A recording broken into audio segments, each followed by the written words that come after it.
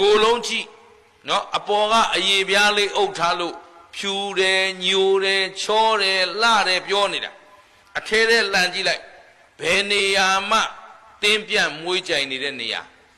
မရှိဘူးနော်ဒီနေရာမှာသလိပ်နင်တို့ဟာထုတ်လိုက်တဲ့သလိပ်တင့်တယ်လားမတင့်တယ်ဘူးတင့်တယ်ပါဗျာအေးဒီပေါ်ကြည့်ရင်မျက်ရည်နော်ဒီမှာသရေတချီဘာကောင်းတာရှိမျက်လုံးမှာမျက်ချီနားမှာနဖာကြီးရှင်းလားရှင်းပါရဲ့ဘာကောင်းတော့ဘာကောင်းပါဒီမှာလှန်ကြည့်လိုက်ဒီမှာအဆုပ်နော်အဆုပ်ကလေရှူလေထုတ်လုံးနေတဲ့ပွားစီနဲ့အကောင်နော်အောက်မှာအစာသစ်အိမ်ဆိုတာအစာအိမ်ဆိုတာပြောကောင်းအောင်ပြောတာဒီအစာဟာဒီလေချောင်းနေမျိုးချလိုက်တာနဲ့ဒီခန္ဓာကိုယ်ရဲ့အပူဓာတ်ကြောင့်အထဲရောက်တဲ့နဲ့တိုးတော့ပုတ်တော့တာမှန်ပါဗျာမင်းတို့စားပြီးချက်ချင်းပြန်အန်ကြည့်တာမှုေးသလားနန်းသလားမှန်ပါဗျာအေးရှင်ဘတ်စော်နန်းနေတဲ့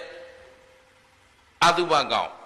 အထဲထဲရောက်သွားတော့ဒီမှာကျင်ကြီးအောက်မှာကျင်ငယ်ကဲဘယ်နာမှတင့်တယ်တာရှိတော့မရှိပါဘူးဗျာသို့တော့မတင့်တယ်ပေမဲ့အဲ့ဒီအစာစားနေတာကိုငါ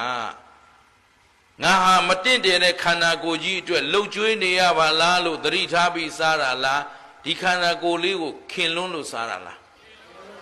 ဩရှင်းလားဒီအစားတောက်လေးရောမခင်ဘူးလားကိုရောမခင်ဘူးလားဘာသစ္စာဒါဖြင့်နေတိုင်းလုံနေတာဘာသစ္စာလုံတာရသမီးရဲ့စီဝါရေးတွေမလုံဘူးလားမခင်လို့လုံတာလားခင်လို့လုံတာလားကိုသားသမီးရောကိုမခင်ဘူးလားကိုရောကိုပစ္စည်းရောအကုန်ခင်ပေါ့အဲ့ခင်နေတာဘာလို့